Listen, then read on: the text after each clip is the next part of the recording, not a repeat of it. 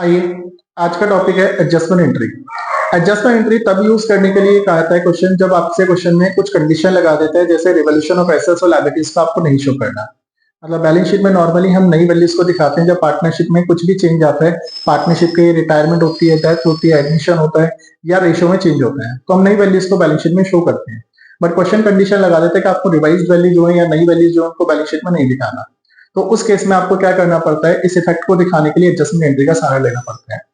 दूसरा, हमारे पास जो रिजर्व्स होते हैं और एक्यूमुलेटेड लॉसेस पड़े होते हैं, प्रॉफिट्स पड़े होते हैं, इन प्रॉफिट लॉस को भी क्वेश्चन कंडीशन लगा देता है कि इनको पार्टनर्स के बीच में डिस्ट्रीब्यूट मत कीजिए at the time of change in PSR, admission, retirement, death, इन सभी की बात कर रहा हूं। तो उस केस में हमारे पास एक एडजस्टमेंट एंट्री पास करके क्वेश्चन को सॉल्व किया जाता है।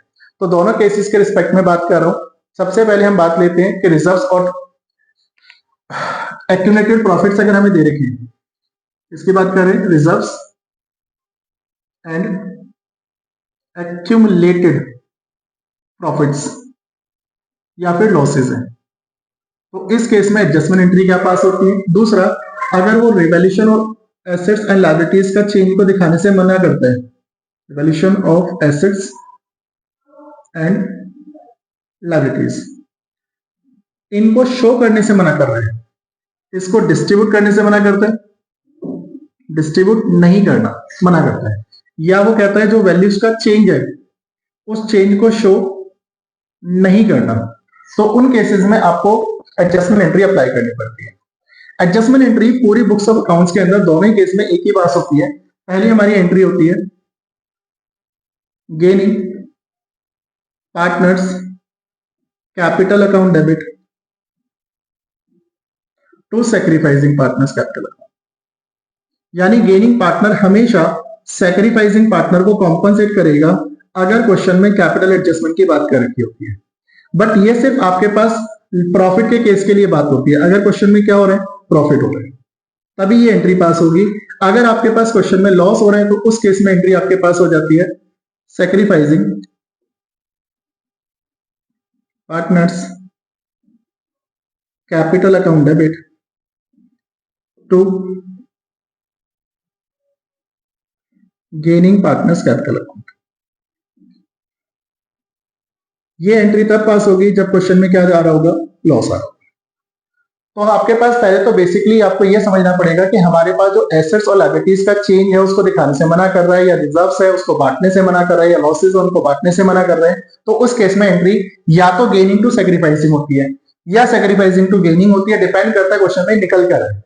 नेट बैलेंस आपका अगर प्रॉफिट की सिचुएशन में निकल रहा है तो gaining partner to sacrificing partner entry होती है, और अगर आपके पास लॉस का केस हो रहा है तो लॉस के केस में सैक्रिफाइसिंग टू गेनिंग पार्टनर्स के नाम से एंट्री पास की जाती है। अब इसके लिए आपको दो वर्किंग नोट का सहारा लेना पड़ता है जब ये एंट्री पास की जाती है। सबसे पहला वर्किंग नोट आपको बनाना पड़ता है, कैलकुलेशन करोगे सैक्रिफाइसिंग रेशियो या गेनिंग रेशियो की, क्योंकि गेनिंग और सैक्रिफाइसिंग आ रहा दोनों में, तो कौन सा पार्टनर गेन कर रहा है कौन सा सैक्रिफाइस कर रहा है पहले तो वो निकालना पड़ेगा। तो सैक्रिफाइसिंग रेशियो निकालने के लिए old ratio minus new ratio कर देना, या गेनिंग रेशियो निकालने के लिए न्यू रेशियो माइनस ओल्ड कर देना। आंसर दो ही आ सकते हैं, प्लस या माइनस में। अगर प्लस में आएगा तो सैक्रिफाइसिंग रेशियो, नेगेटिव में आया तो गेनिंग रेशियो। अगर गेनिंग रेशियो में पॉजिटिव आ रहा है तो वो गेनिंग रेशियो ही रहेगा, और नेगेटिव आ रहा है तो सैक्रिफाइसिंग रेशियो रहेगा। तो दोनों में से कोई एक रेशियो आपको निकाल के देखिए। जैसे आपको ये पता चल जाए कौन सा पार्टनर गेन कर रहा है कौन सा सैक्रिफाइस, तो दूसरा आपको ये देखना होता है कि नेट में प्रॉफिट बच रहा है या लॉस बच रहा है।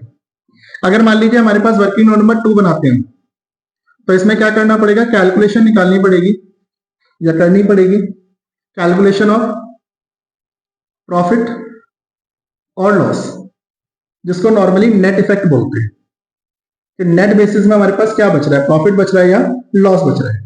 तो अगर आपके पास रिजर्व्स हैं, इनका बैलेंसेस हमेशा पॉजिटिव रहता है। रिवैल्यूएशन में अगर आपकी एसेट्स और लायबिलिटीज बढ़ती घटती है तो उससे अगर प्रॉफिट हो रहा है तो प्लस लिख देना, अगर आपके पास लॉसेस हो रहे हैं तो क्या कर देना, माइनस।